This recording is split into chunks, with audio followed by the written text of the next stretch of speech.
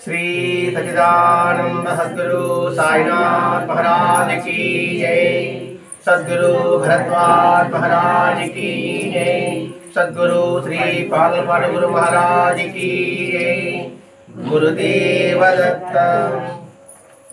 सद्गुरु श्री साईनाथ యొక్క సాన్నిధ్యంలో ఆచార్య ఇక్లా భరద్వాజ మాస్టర్ గారి యొక్క ఆశీస్సులతో పాదలపాటి గురుగారి చేత జీవిత విధానాన్ని మాస్టర్ గారి ద్వారా మనం వివరించుకోబోతున్నాం. ఈ పాదలపాటి గురువు గారు చిన్నప్పుడే ఇల్లు వదిలికి వెళ్ళిపోయి ఏదో సాధనలు చేసుకుంటూ కొండలు చేసుకుంటూ చివరికి విశాఖపట్నంలోని ఏజెన్సీ ప్రాంతాలు అంటారు, భీమసింగి, లంబసింగి, ఆ గ్రామాల్లో నివాసం ఉంటూ అక్కడ పల్లె వాళ్ళని నిరక్షరాస్యుని వాళ్ళు ఉన్న అక్షరాస్యని నింపి వాళ్ళు నాగరికతను నేర్పి ప్రతి ఒక్క గ్రామాల్లో కూడా ఒక దీపం పెట్టి ఇదే రాముడు అని అనుకోండి, మీకు ఏ కష్టం వచ్చినా దాన్ని దీపాన్ని చెప్పమని చెప్పేవాడు. ఆ తర్వాత మాస్టర్ గారు దర్శించడం, మాస్టర్ గారు దర్శించిన తర్వాత మాస్టర్ గారు మీ వివాహం చేసుకోమని చెప్పడం, అంతవరకు కథవారం జరిగింది. వెంటనే మాస్టర్ గారిని వివాహం చేసుకోమని బాబు గారు చెప్పారు. చెప్తేనే తమ ఆజ్ఞగా తీసుకున్నాడు మాస్టర్ గారు. ఈ విషయం ముందు పెళ్ళి మీ నాన్నగారికి చెప్పన్నాడు, అన్నగారికి చెప్పన్నాడు. ఈ విషయం నేను పెళ్లి చేసుకుంటాను అని. అంతకుముందు వాళ్ళ అన్నగారు కానీ వాళ్ళ నాన్నగారు కానీ వివాహం చేసుకోమంటే దాని పట్ల విముక్త కలిగి ఉన్నాడు.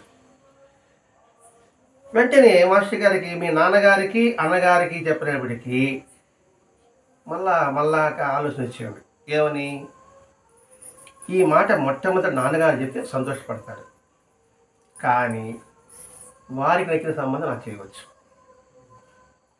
వారికి నచ్చిన సంబంధం వస్తుందంటే నా పరిస్థితి ఏంటి? నాకు సాధనకు అనుకూలంగా వచ్చే అనుకూలమైన అర్థానికి వస్తుందో రాదో. లేదా వాళ్ళు ఏం చూస్తారు? డబ్బు, హోదా చూస్తారు. అంటే ఏం చేస్తారు? బిడ్డకి అంటే వాళ్ళ డబ్బు ఉందా, హోదా ఉందా, ఇంకేమైనా కట్నం ఉందా, ఇట్లా ఈ దృష్టిలో ఆలోచిస్తారు కదా. అట్లాంటి సంబంధాలు వస్తే నా ఆశయాలకి అది సరిపోదు. అంటే అప్పుడు అనేవారు, మాస్టర్ గారికి సర్వేపల్లి రాధాకృష్ణన్ గారి మనవరాల్ని ఇవ్వాలనుకున్నారట అప్పట్లో. అది అనుకున్నారని వినికిడి మాత్రమే. అలా ఉన్నప్పుడు ఇప్పుడు ఎవరో సమ చేశారనుకోండి, నా ధర్మాన్ని నిర్వర్తించకుండా, ఏ ధర్మం? భార్యాభర్తల బంధం హృదయపూర్వకంగా ఆనాటి ఆ బంధాల్లోని జీవించలేకపోతే పాపం.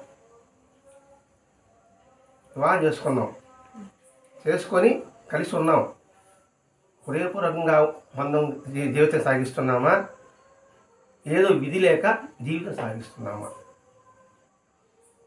ఇంచుమించు రెండోది మనం చెప్పుకోవచ్చు, నిర్మోహమాటంగా. అంటే ఎందుకంటే మాస్టర్ ఆ పదం వాడాడు, హృదయపూర్వకంగా ఆ బంధాల్లో కానీ నేను జీవించలేకపోతే నా గతి ఏమిటి? అంటే ఏ పనైనా కూడా హృదయపూర్వకంగా చేయగలగాలి.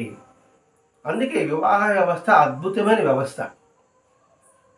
అందులో దాంపత్య జీవితం అనేది మన మహర్షులు ఏర్పరిచిన వ్యవస్థ. అటువంటిది హృదయపూర్వకంగా చేయలేకపోతే దానికి తగ్గ ఫలితం మనం అనుభవించాల్సి వస్తుంది అని మాస్టర్ గారు హెచ్చరిక చేస్తున్నాడు. ఎందుకంటే సాధనాపూర్వకంగా చేస్తున్నాడు అంటే ప్రతి ఒక్కటి మనం లోతుగా పరిశీలించాలి. ఒక్కొక్క వాక్యంలో కూడా లోతుగా పరిశీలిస్తే దాని అర్థం మనకి అవగాహన అవుతుంది. తెలిసి చేసుకోవడానికి, తెలియకుండా చేయడానికి చాలా తేడా ఉంటుంది. అందుకే మనలో మనకంతటి కూడా ఆదర్శ దంపతులు ఎవరు? శివుడు, పార్వతి. ఎందుకని ఆదర్శ దంపతులు వాళ్ళు? అర్ధనారీశ్వరుడు. అర్ధనారీశ్వరుడు ఎలా అయ్యాడు? ఇక్కడ మనం అన్నీ లోతుగా పరిశీలించుకోవాలి. ఇక్కడ ఆయన విషయం తాగుతా ఉంటే పర్మిషన్ అడుగుతాడు. విషయం తాగుతానంటే భార్య పర్మిషన్ ఇస్తారా? లోకక్షేమం కోసంగా ఆమె తెలుసు నా భర్తకి ఏం కాదని పర్మిషన్ ఇచ్చారు ఆమె. అంటే ఏంటి, భర్త యొక్క భావాలను ఆమె గ్రహించింది కాబట్టి అర్ధనారీశ్వరుడు కాదు. ఎందుకు ఆదర్శ దంపతులు అంటే శివపార్వతులే, ఆదర్శ కుటుంబం కూడా వాళ్ళే. అటు వినాయకుడు, ఇటు సుబ్రహ్మణ్య స్వామి, వినాయకుడు యొక్క వాహనము, సుబ్రహ్మణ్య యొక్క వాహనము, ఈశ్వరుడు యొక్క వాహనము, పార్వతి యొక్క వాహనము, ఇవన్నీ విరుద్ధాలే కదా. ఒకటి సింహం అయితే, ఒకటి ఎద్దు అయితే, ఒకటి నెమలి అయితే, ఒకటి పాము అయితే. మరి అన్నీ కలిసి జీవిస్తున్నాయా లేదా? అలాగే మన కుటుంబంలో కూడా హెచ్చు తగ్గుల తేడాలు ఉంటాయి. వాటి మనం కలిసి జీవించాలని వారి యొక్క దాంపత్యం నుంచి మనం తెలుసుకోగలగాలి. అని మాస్టర్ గారికి ఇక్కడ డౌట్ వచ్చాడు. నేను హృదయపూర్వకంగా అలాంటి బంధాలు జీవించలేకపోతే నా గతి ఏమిటి అంటే ఈసారికి జీవితం ఇంతేనా అంటే గతి లేక మతి లేక అలాగే జీవించాలి అంటే ఇష్టం ఉండి ఇష్టం లేకుండా దాంపత్యం నేను గడపాలనా? నేను గమ్య లక్ష్యం పెట్టుకున్నాను, నా లక్ష్యానికి విరుద్ధంగా ఆమె వచ్చింది అనుకోండి, ఇప్పుడు ఆమెని సాటిస్ఫాక్షన్ చేయలేక నేను వదిలి వెళ్ళలేక వదిలి వెళ్ళతాం.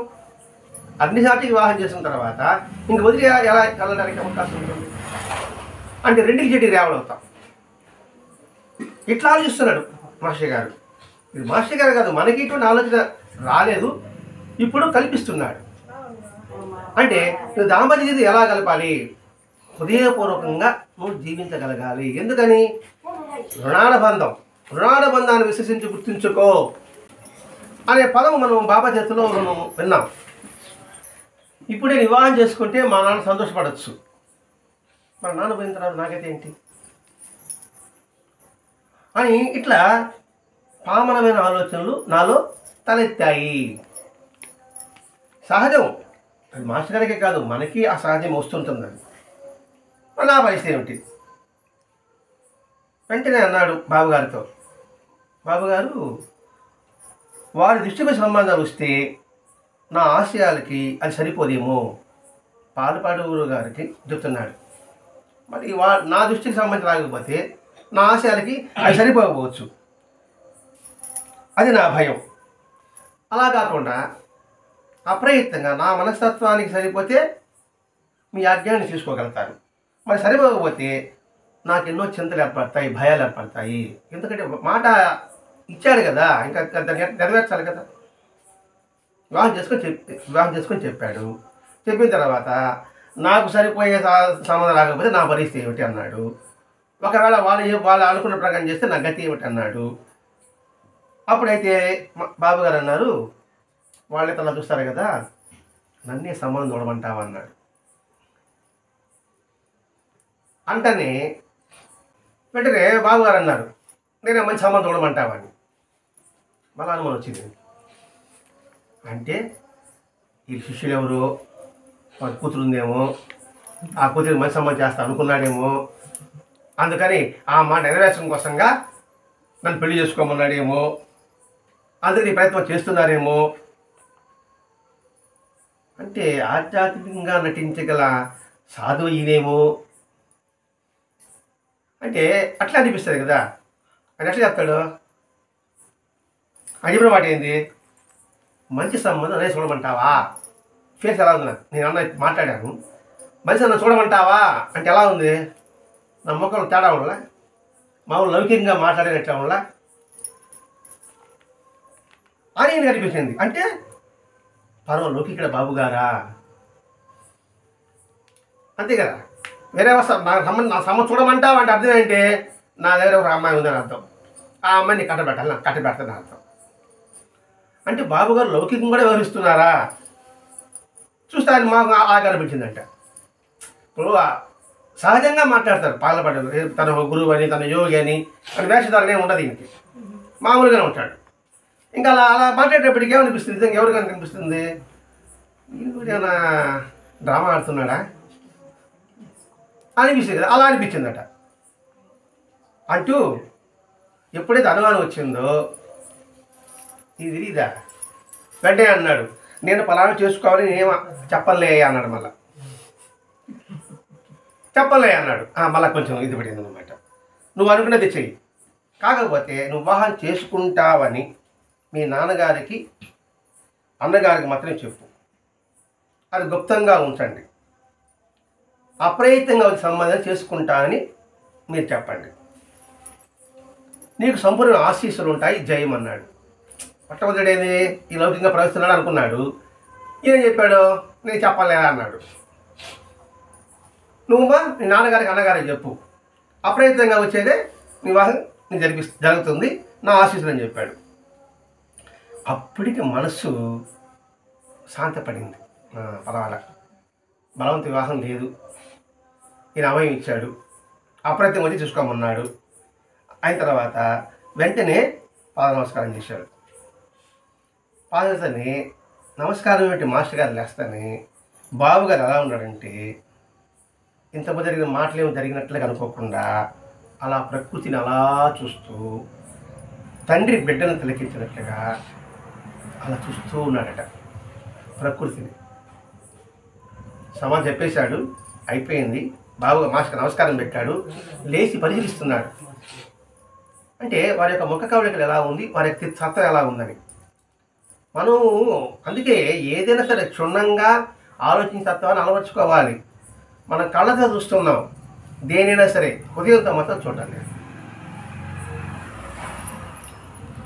మన ప్రతి ఒక్కరి ఇంట్లో ఒక ఫోటో ఖచ్చితంగా ఉంటాయి. ఏ ఫోటో ఉంటుంది చెప్పండి? ప్రతి ఒక్కరి ఇంట్లో ఉంటుంది అన్నమాట. అది గృహప్రవేశం చేసినప్పుడు కావచ్చు, ఇంకోటి కావచ్చు. లక్ష్మి, వినాయకుడు, సరస్వతి. సరస్వతికి ఎన్ని చేతులు? ఆ 4 చేతులు ఏముంటాయి?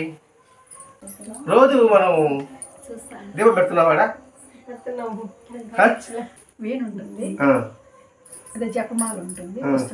పుస్తకం ఉంటుంది, కరెక్ట్.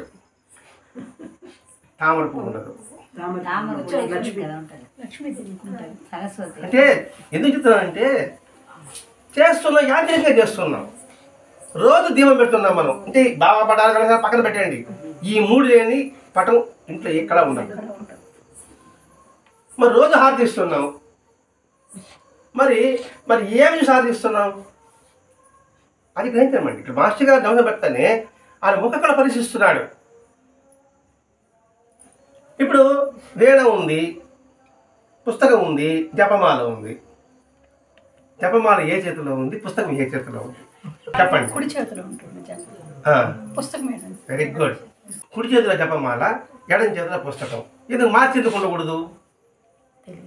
మనం ప్రశ్నించుకోవాలన్నమాట. ఎందుకు ఉండకూడదు అంటే ప్రతి ఒక్కటి ఆలోచించాలి. ఇప్పుడు భోగి పండుగ చేశాము, భోగి పండుగల అర్థం ఏంటి?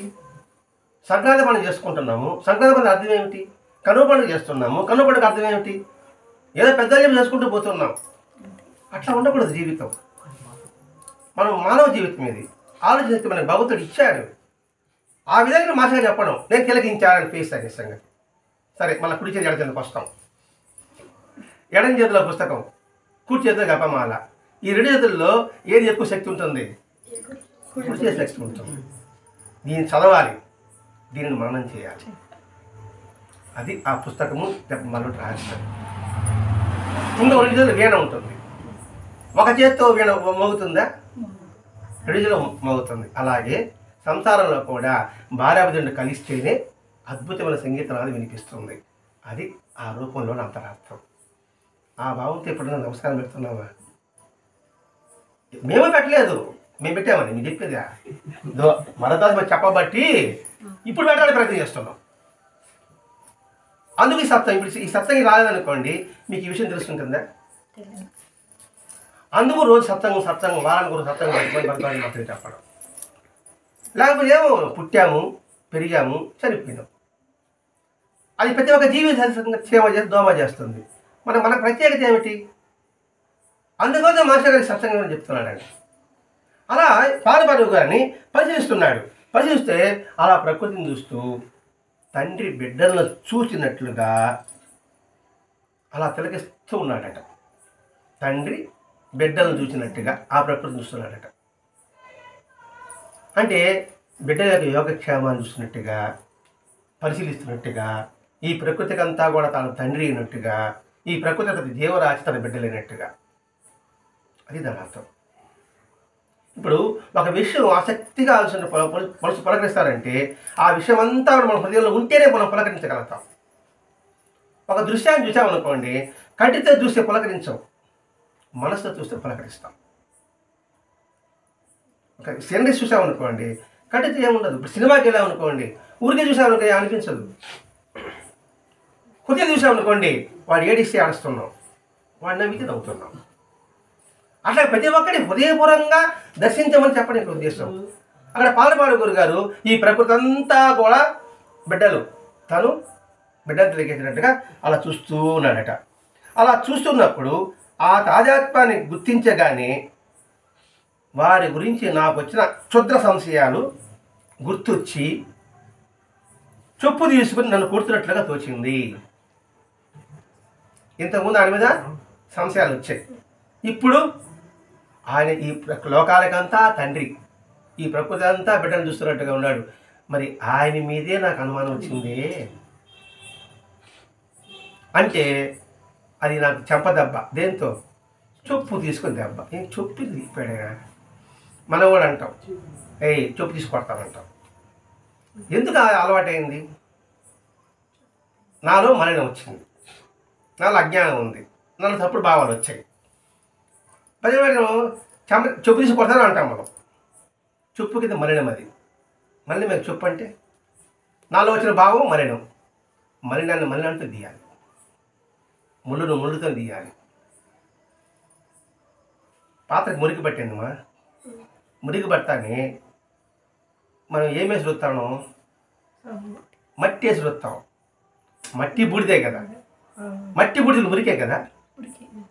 మురికి పట్టిన దాన్ని మురికి తోమితే తెల్లదనం వచ్చినట్టుగా అర్థమైంది. ఇటుక రాయి పొడి, బూడిద, దీంతో ఇప్పుడు కదా వచ్చింది లిక్విడ్లు అవన్నీ. ఆ బూడిద ఇటుక రాయి లిక్విడ్గా మార్చారు అంతే. వాళ్ళు కొత్త ఏం చేయలే, వాళ్ళు దాన్ని లిక్విడ్గా మార్చారు అంతే. అదేంటి? మురికి పట్టిన దాన్ని మురికితోనే టెంకాయ పీచేసుకొని, అది కూడా మురికే కదా, దాంతో తోమితేనే తెల్లదనం వచ్చినట్టుగానే చెప్పు తీసి కొడతారనిపించిందంటే ఆ చెప్పులో ఒకటి మలినాన్ని నాలోని మలినాన్ని తరం కొడితే నేను పరిశుద్ధుడు అవుతాను అనే భావం కాబోదు. లేదండి. అంటే మనం మాటలో కూడా ఈ అర్థం సరిపోందా మనం చూసుకోవాలి. మనం ప్రతి ఒక్కటిలో కూడా అంతరార్థం పరిశీలించాలండి. మనం ఇప్పుడు పండుగలు దేనికి చేసుకుంటున్నాం, జాతరలు దేనికి చేసుకుంటున్నాం, తిరణాలు దేనికి చేసుకుంటున్నాం? ప్రతి ఒక్కటి ఆలోచించండి. ఈ తిరణాలు కానీ పండుగలు కానీ తిరణాలు కానీ జాతరలు కానీ దాని అంతరార్థం ఏమిటి? సమైక్యతాభావం. అది దాని అంతరార్థం. తిరణాలు చేసుకుంటున్నాము, మనందరూ కలిసి కట్టు కానీ తలా ఒక సందా వేసుకుంటాం, ఇంటికి సందా వేసుకుంటాము. అంటే ఏంటి? మనం అందరం కలిసి చేసుకునే పండుగ. రేపు చేయబోతారు కదా, మీరు అమ్మని పెట్టబోతారు కదా. అమ్మని పెట్టినప్పుడు ఇంటికి డబ్బులు ఎందుకు అనుకుంటున్నారు? ఒకడే వేసుకోకూడదా? ఒకడే వేసుకుంటే నాదేని వస్తుంది. ఆయన ఖర్చు పెట్టుకున్నాడు, మనం పోయేది అంటాం. ఆ తలా కొంచెం వేసుకున్నాం అనుకోండి, మందిని పోతాం. అందుకు వచ్చిన పండుగలు, అందుకు వచ్చిన జాతరలు, అందుకు వచ్చిన వ్రతాలు. వల్లశోధన చేస్తాం కదండి. ఎందుకు అందరిని పిలుస్తాం? ఇందమ్మ వాయను ఎందుకు? అది పరస్పరం మనందరం ఒకటే, ప్రేమభావాన్ని మనం పంచుకోవాలి అనే భావం. ఆ భావంతో పండుగ వ్రతాలు వచ్చింది. ఆ విషయాన్ని మాస్టర్ గారు ఇక్కడ నాలో వచ్చిన మలిన భావాన్ని చొప్పు తీసుకుంటట్టుగా నాకు తోచింది. అంటే ఇక్కడ చొప్పు తీసుకుని అనేదాన్ని మనం వివరించుకున్నాం. మలినాన్ని కొడితేనే మలినం పోతుంది. మనిషి ఎంత అల్పుడో చూడండి. నాకు ఇష్టం వచ్చినప్పుడు మాత్రం ఆయన పొగుడుతున్నా, నాకు ఇష్టం లేనప్పుడు మాత్రం ఆయన విమర్శిస్తున్నా. మనందరం చేసే పని అదే. అందుకే మనిషి ఎంత అల్పుడో. మనిషి ఉన్నతుడు. మనిషి అనేవాడు మానవత్వం కలిగినతేనే మనిషి. అటువంటి తత్వాన్ని నుంచి నేను అడుగడికి వెళ్ళిపోయినా. అంటే ఎంత మహనీయుడైనా ఇంత హీనంగా అంచనా వేయడానికి మనిషి వెనుకాడాడు. అంటే మన సొంత విషయం వచ్చేటప్పటికి మాత్రం ఆయనకు పొరపాటు చెప్పాడు అనుకోండి, ఏంటి మారిపోయాడు అంటాడు. ఇప్పుడు బాబా అనలేదా? బాబా చదివారు ఎప్పుడన్నా? బాబా చేతిలో కూడా బాబా బడికి బుగ్గకెళ్తాం షామాకి. బాబా నాకు గిల్ల బాగా కోపం వస్తుంటాడు. అప్పుడు బాబా అంటే 72 జనమో నేను గెలలేదురా, ఇప్పుడు ఎందుకు కోపం ఎంచుకుంటావు అన్నాడు. నేను బాబా గిల్లాడే. ఎందుకు గెలుతాడు? బాబా అరసి తిడతాడు, బాబా దగ్గర తిట్టాడే అని అనుకుంటుంటాం. భగవంతుడు కూడా నాకు కష్టం ఇచ్చినప్పటికీ నాకేందుకు కష్టం ఇచ్చాడు అనుకుంటాం. నిజంగా భగవంతుడు కష్టాలు ఇచ్చాడు, భగవంతుడు ఎలా అవుతాడు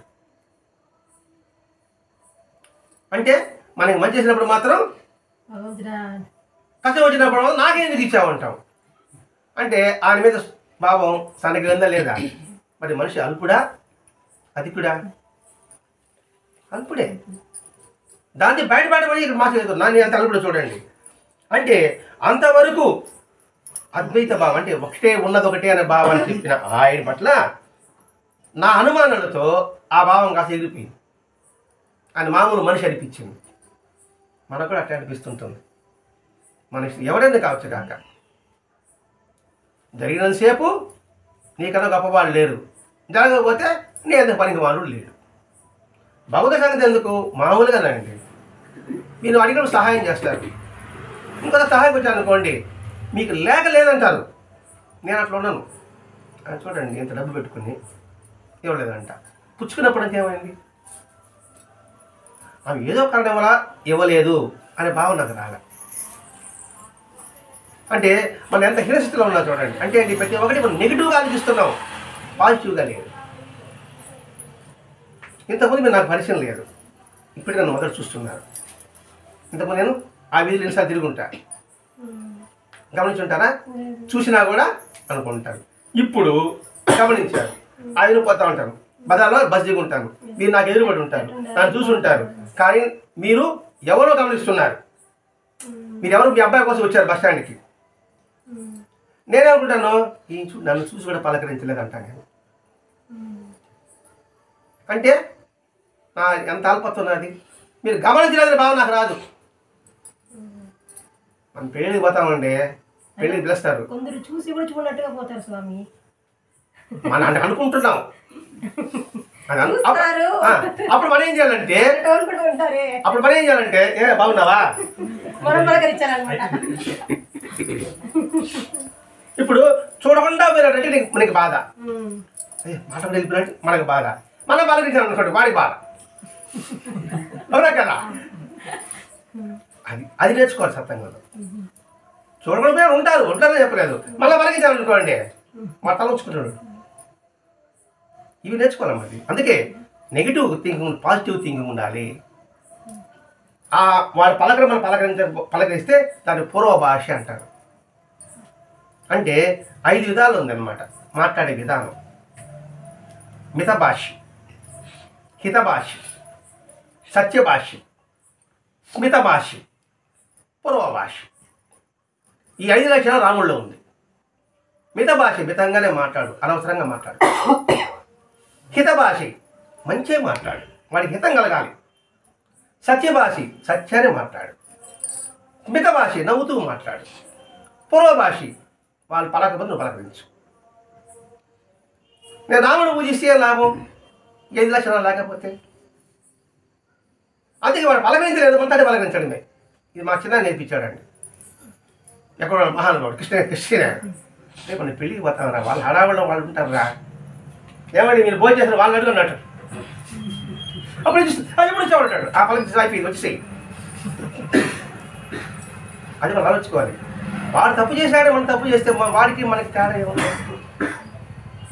ఏం తేడా ఉంది? మీరు తప్పు చేశాను, ఏం ఉపయోగం ఉంది?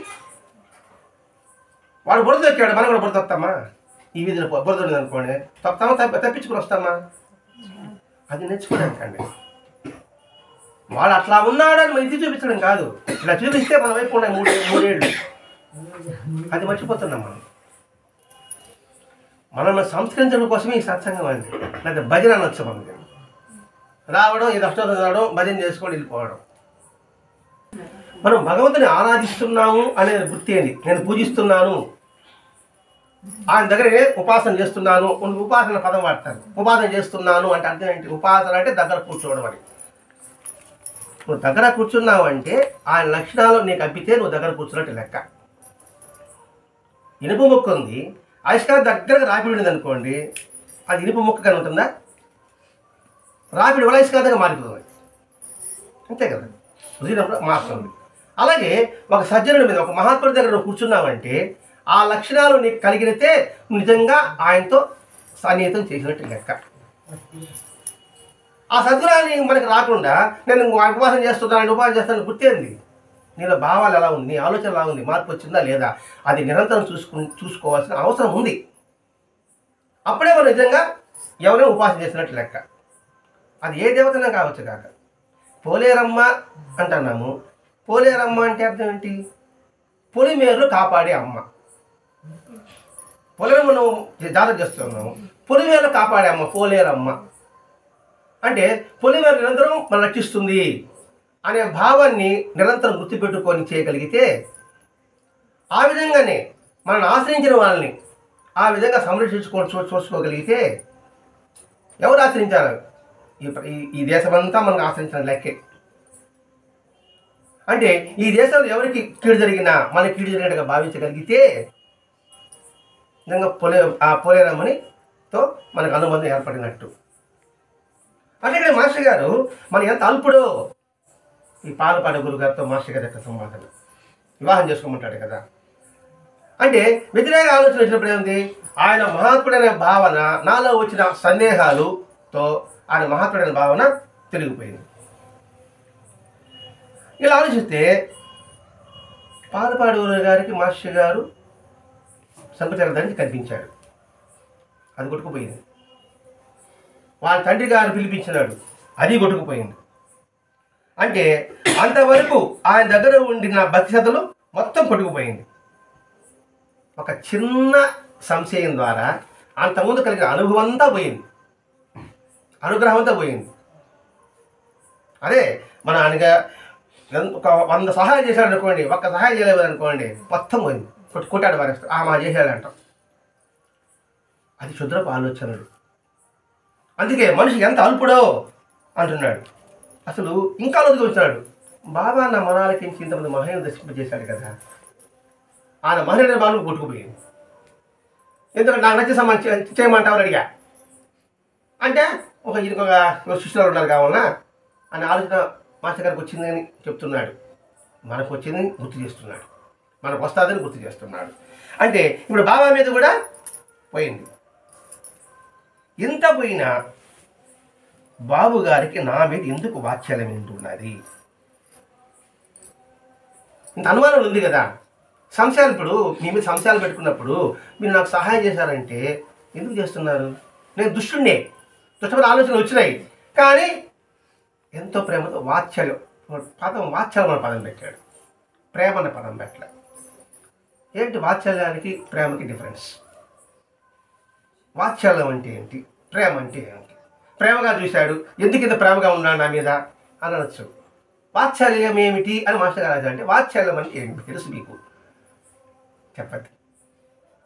వాస్తవంలో నాకు తెలిసి ఇష్టం లోబడి ఉంటుంది. ప్రేమ అనేది దానికి వ్యతిరేక పదం ఏమి ఉండదు. అల్టిమేట్ అంటే వాత్సల్యం కన్నా ప్రేమ గొప్పది. ఇక్కడ వాత్సల్యం అనే పదం ఎక్కడ వాడతారంటే ఆవు దగ్గర వాడతారు. ఎందుకు వాత్సల్యము అంటే, ఆవు దూడ వేస్తానే దానికి మురికంతా నాకేస్తుంది, అది వాత్సల్యం. మనలో ఉన్న మురికినంతా తీసేసేవాడు గురువు, అందుకని వాత్సల్యం పదం వాడాడు అని అనుకుంటున్నా. ఎందుకంటే అనేక సంశయాలతో ఉన్నాడు కదా, ఉన్నప్పటికీ కూడా బాబుగారు నాకింతకు వాత్సల్యం ఏమిటి అంటే, మురుకుని తీసేయడం వాళ్ళ సహజ గుణం. ఇక్కడ రాస్తున్నాడండి, ఇలా దుర్బుద్ధి ఆలోచించడం నా సహజ లక్షణం. పదాలు మాస్టర్ గారు వచ్చిన అందుకండి వాడు గుణం చెప్పాడు, మన లక్షణం చెప్పాడు అనే కారణం కావచ్చు. ఇక్కడ చూ కాబోలు అనే పదాలు వాడతాడండి మాస్టర్ గారు. అందుకని వాత్సల్యానికి కూడా ఇది కాబోలు అని చెప్తున్నాను. నిజంగా అదే మన మురికినంతా తీసేస్తున్నాడు భగవంతు సత్పురుషుడు కూడా. మరి ఎంతటి ప్రేమ!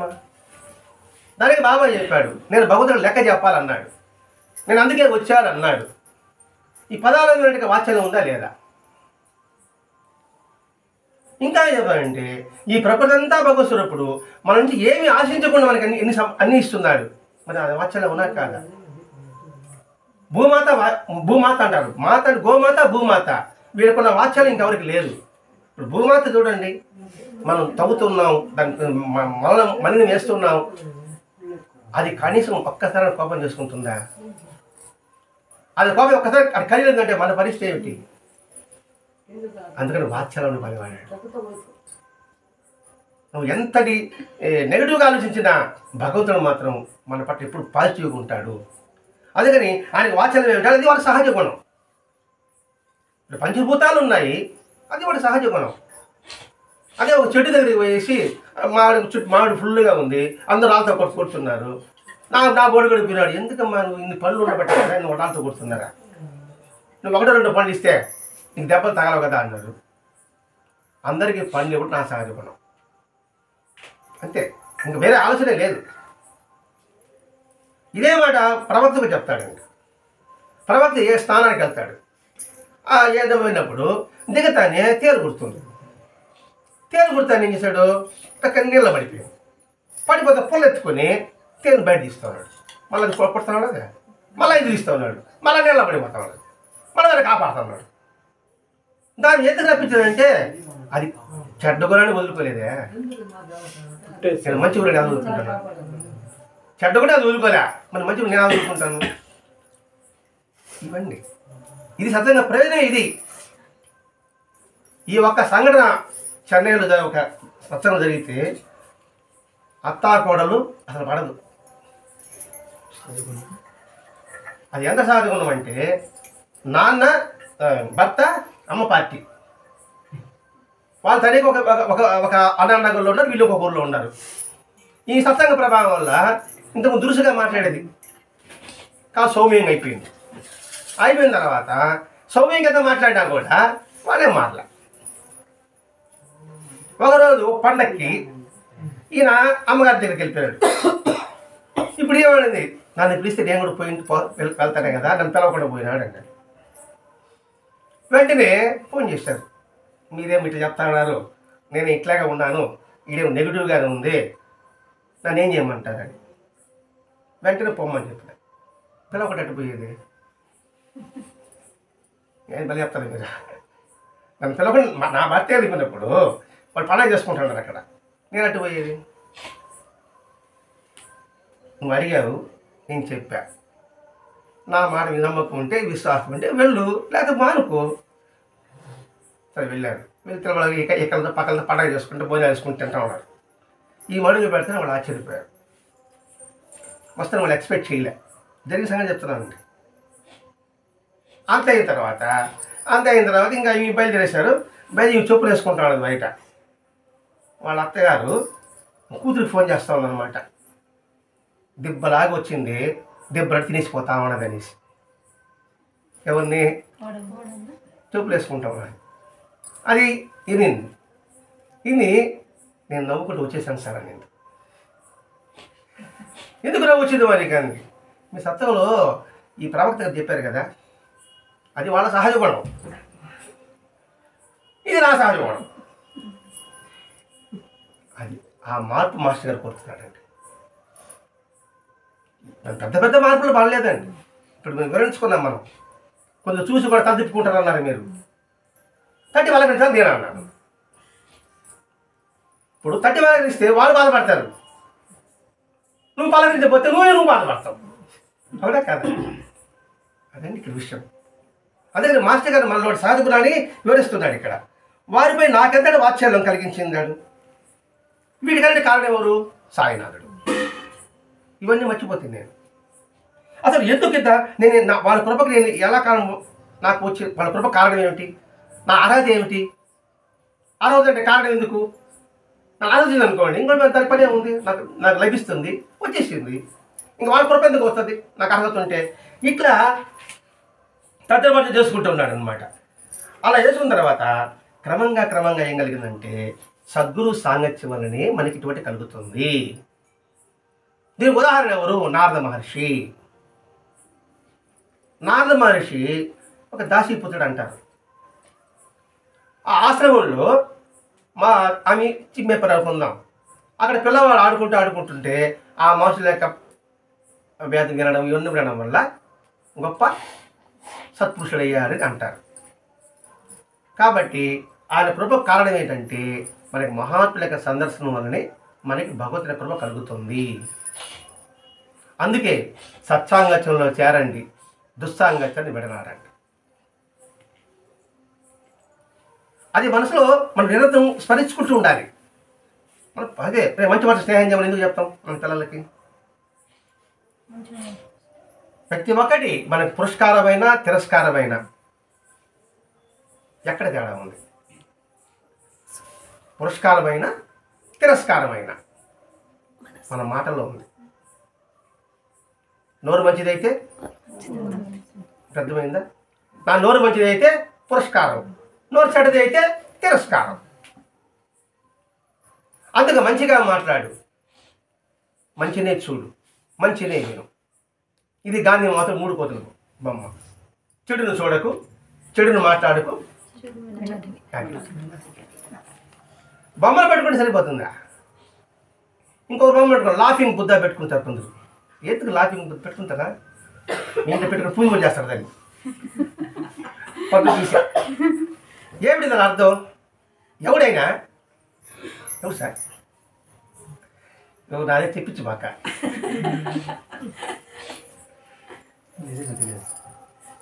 అని పెట్టుకుంటే ఏంది?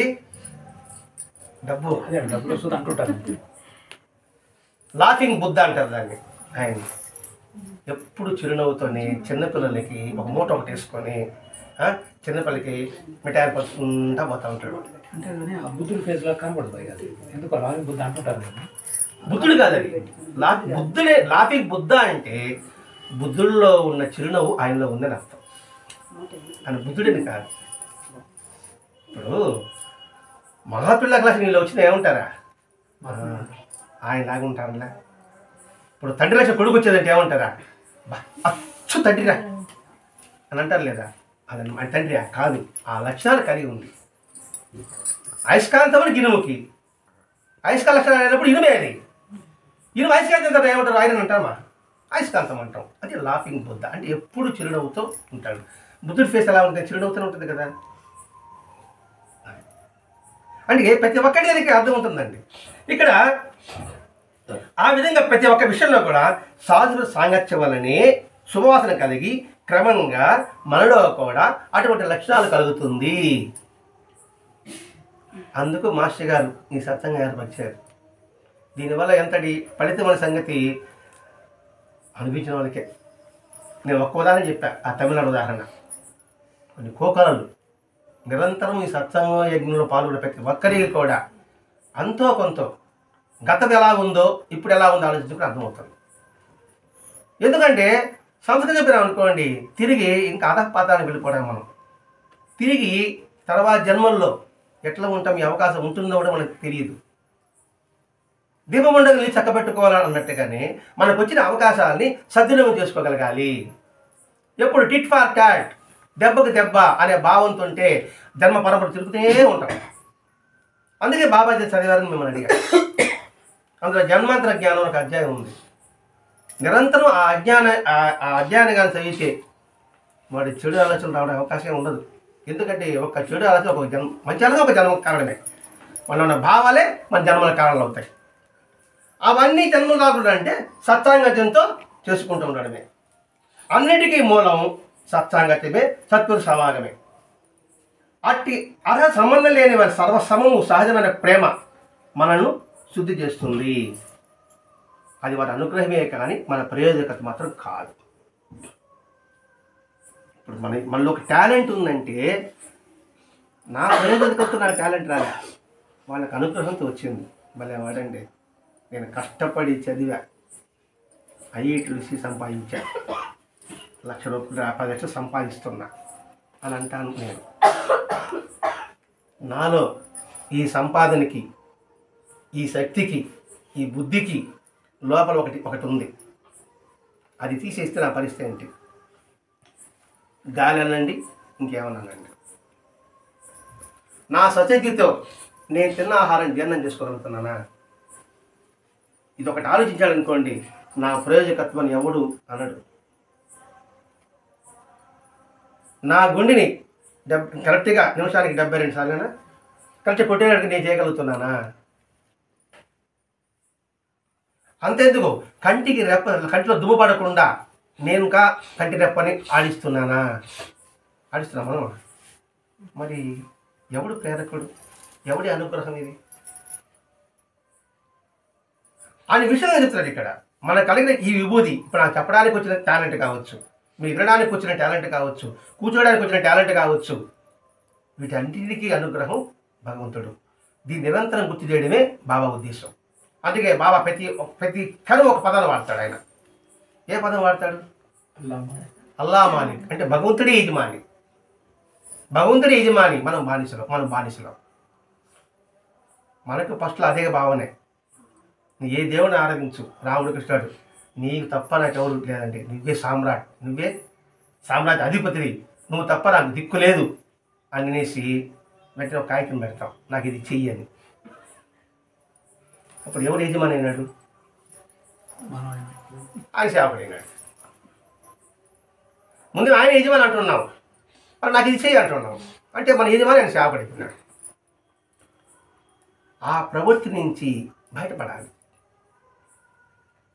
అది మహర్షి గారు ఈ పాలపాడు గురువు గారు అద్భుతం. పాలపాడు గురు సంభాషణ అంతా కూడా ప్రతి ఒక్క వాక్యం కూడా మనకు అన్వయించుకుంటూ రావాలండి. ఇక్కడ ఇలాంటి క్షుద్రమైన భావాన్ని మనం గుర్తించుకోగలిగితేనే, నాలో వచ్చిన భావాన్ని నేను గుర్తించగలిగితేనే మహనీయుల కృప ఎంతటితో మనం అర్థం చేసుకోగలం, లేక అర్థం చేసుకోలేం. మనలో ఉన్న పొరపాటును గుర్తించగలిగితే తప్ప అసలు వాస్తవం మనకు అర్థం కాలేదు, చేసుకోలేము కూడా. విలువ తెలియదు. మనిషి ఉన్నప్పుడు విలువ తెలుస్తుందా? మనిషి లేనప్పుడే విలువ తెలుస్తుంది. మనిషి ఉన్నప్పుడు దాన్ని అర్థం చేసుకోలేకపోతున్నాం. అందుకని నిరంతరము ఆత్మ పరిశీలన కావాలి, ఆత్మ విమర్శ కావాలి. అంటే నిరంతరం ఏం చెప్తుంది తెలిస్తేనే ఇప్పుడు ఏం చేయాలి, ఏం చేస్తున్నాం, పడుకునేటప్పుడు ఏం చేశాం, ఎన్ని పొరపాటు చేశాం, దిద్దుకోవడం, ఎన్ని మంచి పనులు చేశాం, పెంచుకోవడం. కాబట్టి నువ్వు ఏ మహాత్ముని ఆరాధిస్తే ఆ విలువ తెలిస్తే శ్రద్ధగా పూజించగలం. అందుకే మొట్టమొదటి ప్రశ్న వేశా. మన ఇంట్లో ఒక పటం ఉంటుంది, ప్రతి ఒక్కరి ఇంట్లో కూడా ముగ్గురు ఉంటారు. ఆ ముగ్గురు లేని పటం ఏ ఇల్లు ఉండదు. లక్ష్మీ, వినాయకుడు, సరస్వతి. ఆ సరస్వతికి వచ్చారనమాట. సరస్వతి చేతిలో ఏముంటుంది? పుస్తకము, జపమాల. దానికి వివరించుకున్నాం కదా. ఇప్పుడు రేపు మీరేస్తారా? దేవుని పెట్టి సద్దగా ముందు చూస్తారు, వినాయకుడు చూడండి. ఇప్పుడు అదండి, యాంత్రికం కావాలి, సజీవం కావాలి మనిషి పూజ కూడా. అట్లా మనుషులు క్షుణ్ణంగా పరిశీలిస్తారు పాలపాడు గురు గారు ఇక్కడ. ఈయన ఈ విధంగా ఆలోచిస్తున్నప్పుడు బాబు గారు మళ్ళీ మాట్లాడినారు. చాలా సంతోషంగా ఉంది బాబు అన్నాడు. ఈయన ఆలోచనలన్నీ కూడా కన్ఫ్యూజ్కి వచ్చేసింది. ఏది? ఒకటి పశ్చాత్తాపము, 2 తన లోపాన్ని శుద్ధిగా అంగీకరించడం, చిత్తశుద్ధిగా. అట్లాంటికి వచ్చే తర్వాత బాబు గారు మాట్లాడారు. పార్వతిలో ఈ అనుమానంతో వచ్చిన తర్వాత వాళ్ళు ఎంత అర్థం కాదంటూ పశ్చాత్తాపము మన లోపాన్ని చిత్తశుద్ధిగా అంగీకరించడము అని బైబిల్లో చెప్పారు అని కన్క్లూజ్కి వచ్చేటప్పటికీ అప్పుడు బాబు గారు అన్నారు, చాలా సంతోషంగా ఉంది బాబు, నువ్వు నా మాట వింటావని వాగ్దానం చేశావు. ఇంక మీ నాన్నగారు ఎంత సంతోషపడతాడు. నేను నవ్వాను కానీ ఉద్యాపచనాలతో ఉన్న ఆయన వదనంలో ఏదో ఆయన సంతోషపెట్టా అనుకున్నాడట మాస్టర్ గారు. ఆయన చెప్పినట్టు చేస్తానన్న కాబట్టి సంతోషపెట్టా అనుకున్నాడట. ఆయన మన ఎవరు సంతోషపెట్టగలం? అందరిని పెట్టి ఆయన సంతోషపెట్టుంటే నేనేనా సంతోషపెట్టేది అంటే మాస్టర్ గారు ఎంత లోతుగా వచ్చేస్తున్నాడండి. రెండవది, ఈయన ఎప్పుడైతే నిస్సా వహిస్తాను అంటేనే బాబుగారి కళ్ళల్లో చెమ్మగిలాయట. అంటే ఇంకా పాలపాట గురువు గారు కానీ మాస్టర్ గారు కానీ మనకు అందించకపోతే, అంటే వివాహం చేసుకోమని చెప్పకపోతే ఈ బాధలే లేదు. హ్యాపీగా ఉంటాం. కానీ బాధలో కూడా ఎంత ఆనందం ఉందో. అందుకని మనం మొట్టమొదట మనం గుర్తుపెట్టుకోవాల్సింది పాటలు కూడా కృతజ్ఞతాభావం కలిగి ఉండాలి. ఆయన కన్నుని చంపగలంటే ఆత్మతో ఒప్పుకున్నాడు. ఆ ఒప్పుకోవడం వల్ల ఎంతమందికి ఈయన హృదయపరివర్తన కలిగిస్తాడేమో, ఎంతమందిని సాధింపజేస్తాడేమో, ఒక ఆనంద బాష్పాలు. ఇప్పుడు తండ్రి బిడ్డని ఆయన చెప్పినట్టు నడుచుకుంటారంటే తండ్రికి ఎలా కళ్ళని పరిమితం అవుతుందండి. అట్లా ఈయనకి అనిపించిందట. ఎందుకంటే నిజం ఆత్మలో వాళ్ళు ఉండాలి, వాళ్ళేది మన ఆనందం పెట్టేది. తండ్రికి పోయి ఒక చాక్లెట్ ఇచ్చినట్టుగా ఉంటుంది బిడ్డ పోయి. తండ్రి ఇస్తేనే నాకు డబ్బులు వచ్చింది, ఆ డబ్బులు నేను చాక్లెట్ కొనుక్కున్నా. కాకపోతే ఆత్మజ్ఞానం తర్వాత కూడా వాళ్ళు లోకహితం కోసం కొందరినైనా దుఃఖం నుంచి బయటపడాలని ఈ ప్రారంభ రూపంగా వాళ్ళు మసులుకుంటూ ఉంటారట. వాళ్ళు కర్మ చేయాల్సిన అవసరం లేదు. కానీ మనల్ని ఉద్ధరించడం కోసంగా ఏదో బాధపడినట్టుగా సంతోషపడినట్టుగా అలా ఉంటారట. అలా అట్టి వారు అద్వైతానుభూతి ఉన్నా కూడా అద్వైతం అంటే ఉన్నది ఒకటే అని ద్వైత భావాన్ని వహించి లోకంలో వ్యవహరిస్తూ వాళ్ళు భక్తులైనట్టుగా ప్రవర్తిస్తారు. వాళ్ళు పూజ చేయాల్సిన అవసరం ఉండదు. ఇప్పుడు కృష్ణుడు ఏం చెప్పాడు, నేను ఏం చేయవలసింది ఏమీ లేదు, కానీ శ్రేష్టమైన వారు ఏం చేస్తారో అది చూసి మిగతా వాళ్ళు నేర్చుకుంటారు కదా అని కృష్ణుడు సాందీప మహర్షి దగ్గర శిష్యరకం చేశాడు. లేకపోతే ఏమంటాము, కృష్ణుడే చేయలేదు కదా మనం ఏం చేసామంటాం. ఇప్పుడు ఒక సినిమా హీరో ఎలా కటింగ్ చేసుకోవడం అలా కటింగ్ చేసుకుంటాం కదండి.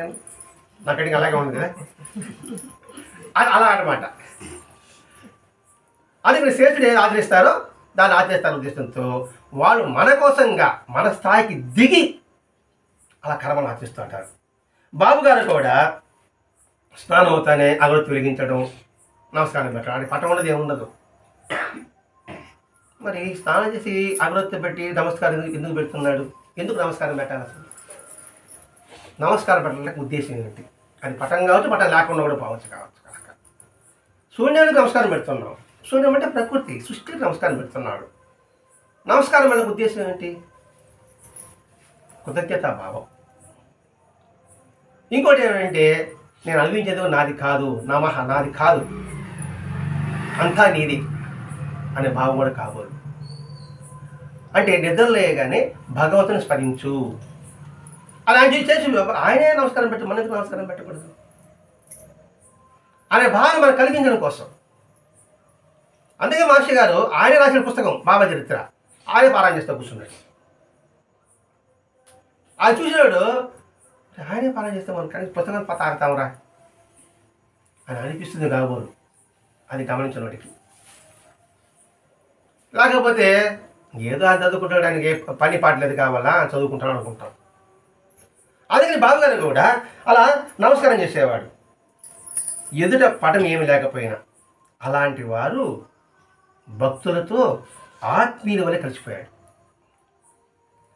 వారి కష్టసుఖాలను పంచుకుంటూ వారి నడతను భావాలని వారికి దుఃఖరహత్యాల కట్టేలాగా సంస్కరింప చూస్తారు. వీడంటే నిజమైన మహాత్ముడు. వారి స్థాయికి దిగి సన్నిహితంగా ఉన్నట్టుగా. నిజంగా సన్నిహితం లేకపోతే, ఇప్పుడు సన్నిహితం లేకపోతే కొంచెం వేషం వేసుకొచ్చారు అనుకోండి, నేను మీ పక్కన కూర్చుంటాను, ఏమో దూరంగా ఉంటాం. ప్యాంట్ వేసుకొచ్చారు కాబట్టి మన పూర్ణ అని దగ్గరగా ఫ్రీగా మాట్లాడగలుగుతాం. వాళ్ళు ఎంత స్థితికి వచ్చినప్పటికి కూడా మనకి అతి సన్నిహితంగా వచ్చారంటే దీని అర్థం ఏంటి? ఎంత ఎదిగినా ఊదిగా ఉండడం నేర్చుకో, మౌనంగానే ఎదగమని.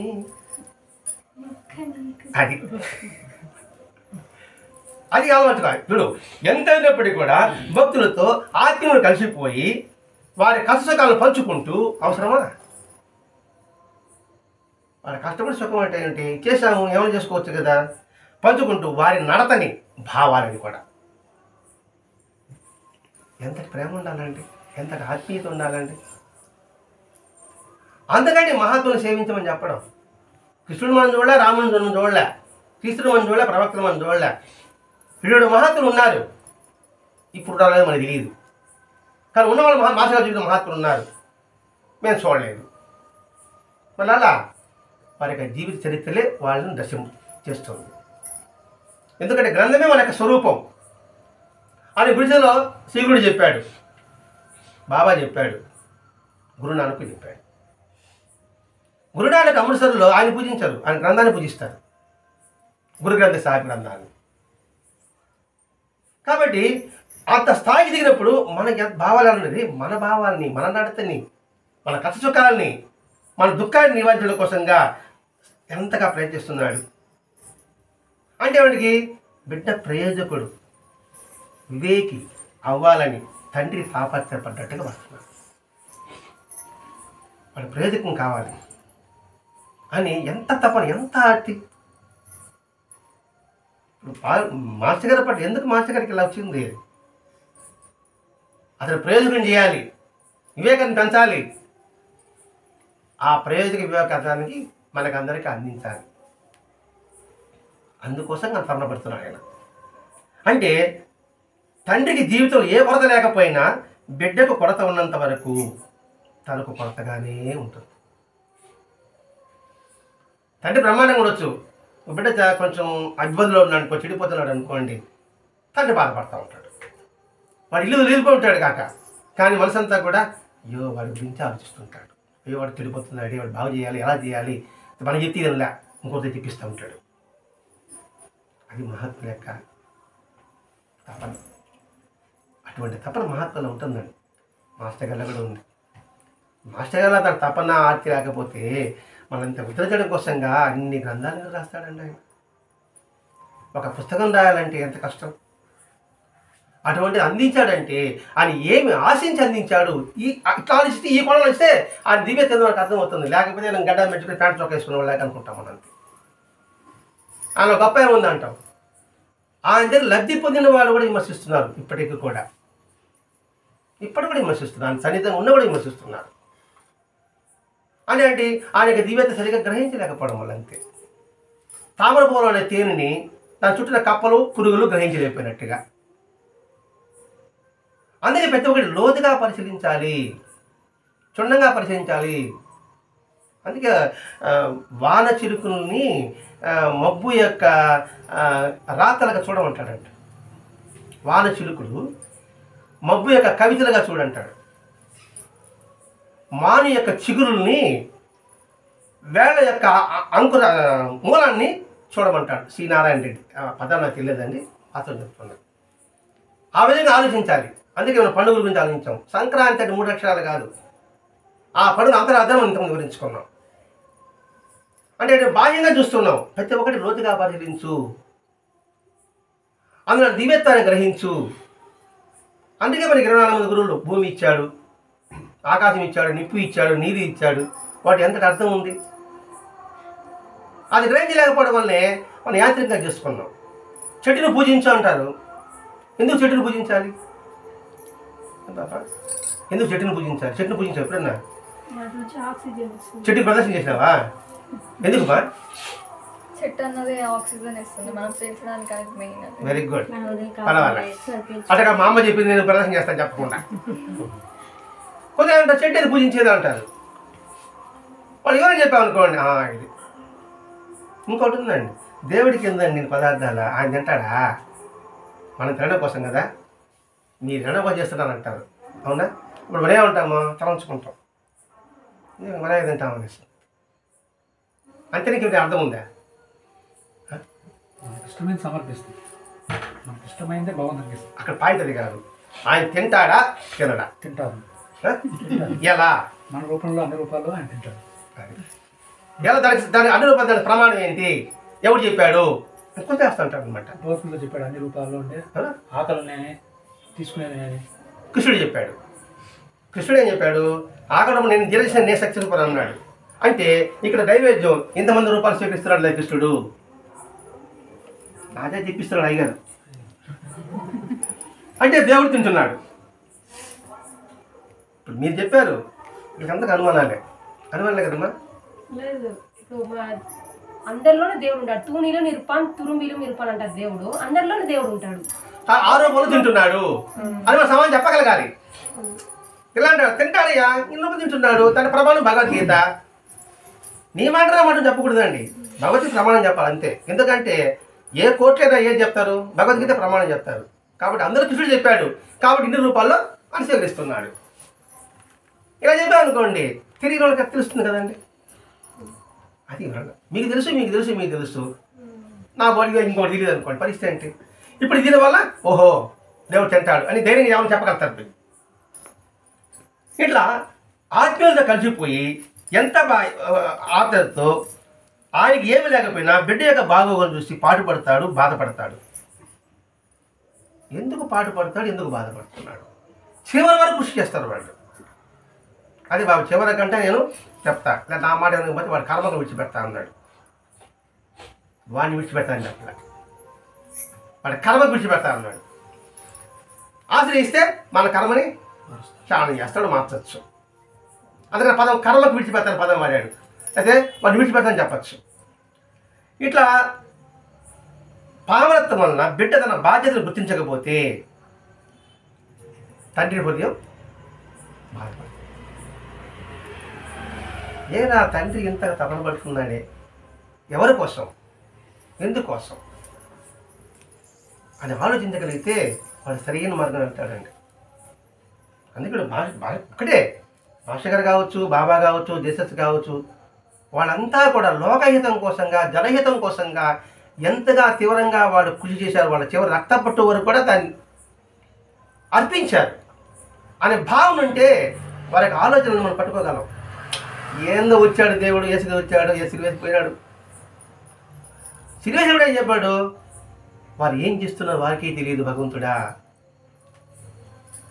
అని అన్నాడంటే దాని మీద మనం ఏం నేర్చుకోవాలి? మనకి నష్టం చేసిన వాడు సరే, ద్రోహం చేసిన సరే, నువ్వు అదే వెళ్ళవల్లా వాడికి సద్బుద్ధి ప్రసాది స్వామి అని కోరడం ఆ మాటలు అంతరార్థం. వాళ్ళకి నష్టం అయిపోవాలా, వాడు కట్టే జరగాల అనే భావన మనకు ఉంటుంది. ఈ సత్యంగా బ్రాహ్మణ కాదు, తప్పది. వాడి యోగక్షేమాల కోసం మనం భగవంతుడు ప్రార్థిస్తాం. అది వాడికి తెలియబడలే, నేను కొంచెం ప్రార్థన చేస్తాను చెప్పబడలే వాడికి. అదే సర్వేజన సుఖినో భవంతు, లోకా సమస్త సుఖినో భవంతు అనే పదం అందులో నుంచి వచ్చిందండి. అట్లాగే తన బాధ్యత గుర్తించకపోతే తండ్రి ఉదయం వ్యధ పడుతుంది. బాధ వ్యధ, బాధ కొంచెంసేపు, వ్యధ శరీరం ఉన్నంత వ్యధ వణుకుతూనే ఉంటారు అన్నమాట. ఇప్పుడు ప్రతినే చెల్తూనే ఉంటుంది. నొప్పి తగ్గేది కొంచెంసేపు ఆగిపోతుంది, కానీ మనసుని పడేది బాధని వ్యధ, శరీరం తగ్గేది బాధ. అందుకని వ్యధ బాధ. అందుకే బాబా అన్నాడు, అందరూ నా వారే, అందరినీ సమానంగా చూస్తున్నా, కానీ కొద్దిమంది మంచివారు అవుతున్నారు, మిగిలిన దుష్టులు అవుతున్నారు. చచ్చిపోయేటప్పుడు కూడా దుఃఖంలో మగుతున్న సాటి వారికి దుఃఖం కలిగి చూస్తారు. ఏం చేయాలి అన్నాడు, ఎంతో వ్యధతో, బాధతో, వ్యధతో. మరి ఆయనకి వ్యధ కలిగించడం కోసమా మనం బాబాని పూజించేది? ఆయన బాధ కలిగించడం కోసమా మనం బాబాని అర్చించేది? ఎందుకు బాబా ఆ మాట అన్నాడు? అవి చూసే కదా అన్నాడు. మరి నేను బాబాని ఆరాధిస్తున్నప్పుడు, లేకపోతే బ్రాహ్మణుని ఆరాధిస్తున్నప్పుడు, లేదా కృష్ణుని ఆరాధిస్తే ఎవరైనా కానీ ఇప్పుడు బాబాని పెట్టుకున్నామని బాబాని చెప్పుకుంటున్నామండి. ప్రతి ఒక్క ఈ దేవతను ఆరాధించినప్పుడు ఆ దేవత యొక్క లక్షణాలు భావాన్ని మనం పరిశీలించగలిగితే, వారి అభిష్టాన్ని మనం తెలుసుకోగలిగితే, వారి అభిష్ట ప్రకారం నడుచుకోగలిగితే, వారిని సంతృప్తి పరచగలిగితే వాళ్ళు సంతోషపడతారు. ఇప్పుడు బాబా ఈ మాట అన్నాడన్న తర్వాత ఇంకా బాబా చదువుతూ ఆయన పూజిస్తూ బాబా పటం దగ్గరే వాదులు వేసుకోవడం ఎంతవరకు సబబుగా ఉంటుంది? అది పటం అనుకుంటున్నా కానీ మనం తగ్గు వేసుకుంటున్నాం, అన్నాడు కూడా మనం తగ్గు వేసుకో. ప్రతి ఒక్కరు ఏంటంటే పటము, విగ్రహము, ఈ రెండు మాటలే ఉంటాయి మన చేతిలో. ఆయన సజీవ రూపం అనేది ఎరుకు లోపల చాలా అరుదు, మీకు ఉంటుందేమో తెలియదు అనుకుంటాం. ఆయన కూర్చొని ఉండాలని ఒక్క క్షణం ఉంటుంది అంతే, మరుక్షణం ఎక్కడికి వెళ్ళిపోతుంటాం. నిజంగా ఆ వ్యక్తి కూర్చున్నప్పుడు మన దృష్టి ఎలా ఉండాలి అంటే భౌతికంగా చూస్తే నమ్ముతున్నాం, అంతటా లేడని అంతటా ఉన్నాడని భావన మన కనుమరుగైపోతుంది. అందుకే ఇక్కడ చెప్తున్నాడు, ఇక్కడ అంత వెదపడుతున్నాడంటే మనం ఏం చేయాలి? 2-3 బిడ్డలతోనే మనం సతమతం అవుతున్నాం. మరి అసంఖ్యాకులైన ఆ బిడ్డలతో ఆ బాధ అలా దుష్టులుగా ఉండేవాళ్ళని చూసి ఆయన ఎంతగా వెదపడాలి? వెదన రాసినాడు ఇక్కడ మాస్టర్ గారు. అంటే హృదయం ఎంత క్షోభించాలి? కొడితే గాయం మారిపోతుందండి, మనసు మీద పడిన గాయం పోదే పోదు. అందుకే ఎదుటివాడి మనసును గాయపరచకు, ఎదుటివాడి హృదయంలోనే భగవంతుడు ఉంటాడని ప్రభకు చెప్పడం. అందుకే హింస అహింసకి అర్థం చెప్పాడు. హింస అంటే కొట్టడం కాదు, ఎదుటివాడి మనసు గాయపరిచే మాటలు మాట్లాడిన అది హింసే. అందుకే అటువంటి మాటలు మాట్లాడితే నాకు జుగుప్స కలుగుతుందని బాబా చెప్పాడు. నా దగ్గర ఉంటూ కూడా మీరు నేర్చుకునేది ఏదని చెప్తున్నాడు ఇక్కడ. తన బిడ్డల్లో ప్రతి ఒక్కరూ ఇతర పట్ల ద్వేషం అసూయ పెంచుకొని ఒకరొకరు దుఃఖపెట్టుకుంటూ పంతాల ప్రతీకారం తెచ్చుకుంటూ ఉంటే ఆయనకి ఎలా ఉంటుంది ఒక్కసారి ఆలోచించండి. పంతాలు, పట్టింపులు ఇవన్నీ మనకి ఎందుకు వస్తున్నది? అహంకారం వల్ల, నేను అనే భావన పెరగడం వల్ల, అలా మలికనే భావన జ్ఞప్తికి లేక ఉండడం వల్ల. అందుకే భగవంతుడు అనేకమైన మహాత్మ రూపంలో మనం దుఃఖాన్ని నివారించడం కోసంగా మనం తరించేంత వరకు వాళ్ళు అవతరిస్తూనే ఉంటారు అని శపథం చేశారు. కొత్తయుగం నుంచి కలియుగం వరకు అవతారాలు జరుగుతూనే ఉన్నాయి మనం ఉద్ధరించడం కోసంగా. త్రేతాయుగంలో రాక్షసులు ఉన్నారు, ద్వాపరయుగంలో కౌరవులు పాండవులు దుష్టత్వం ఉన్నారు, సంబంధింపడ్డారు. ఈ కలియుగంలో అందరూ దుష్టులే, అందరూ చంపుకుంటా పోతుంటే లోకం ఎట్ట ఉంటుంది? అందుకని మనుషులను చంపకుండా మనుషుల మాలిన్యాన్ని సంబంధించడం కోసంగా మహాత్ములు అవతరించారు. మనం తరింపు కోసమే మహాత్ముల యొక్క అవతరణ. ఆ తరింపుల భాగమే ఈ పాలపాటి గురువు గారు. అంటే తండ్రి బిడ్డల యొక్క అనుబంధం, ఆప్యాయత, అనురాగం మాస్టర్ గారి మాటలో మనకి వస్తుంది. అలా సాగిస్తే మొట్టమొదట ఆరోగ్యంగా ఉంటామండి. దేవుడి సంగతి తర్వాత, ముఖ్య సంగతి తర్వాత. పాపం వస్తాను నేను లోపల ఎలా ఉంటుంది? Blood pressure ఎగదంతా. దానికోసమన్నా మన అసూయ ద్వేషాలని తొలగించుకుందాం. ముఖ్య సంగతి తర్వాత.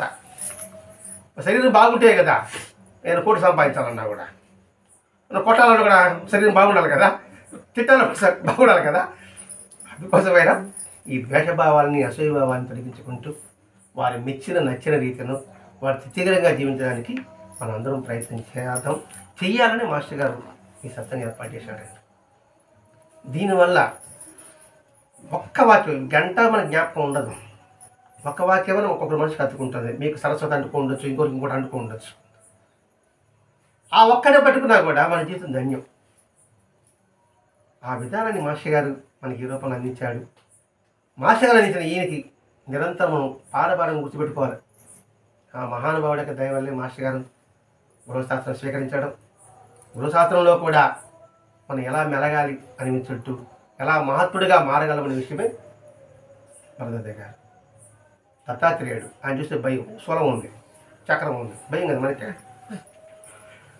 అందుకని సూర్యుడు భయపడతాడని చెప్పేసి ఆయన పంపించాడు. ఎవరు? బాబాని.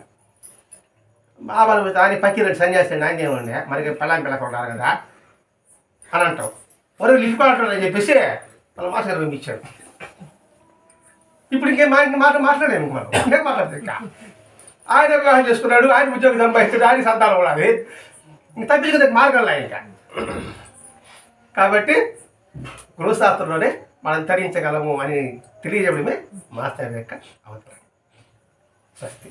శ్రీ సచిదానంద సద్గురు సాయినాథ్ మహారాజ్ की जय, सद्गुरु भरद्वाज महाराज की जय, सद्गुरु श्री पालपाड़ महाराज की जय.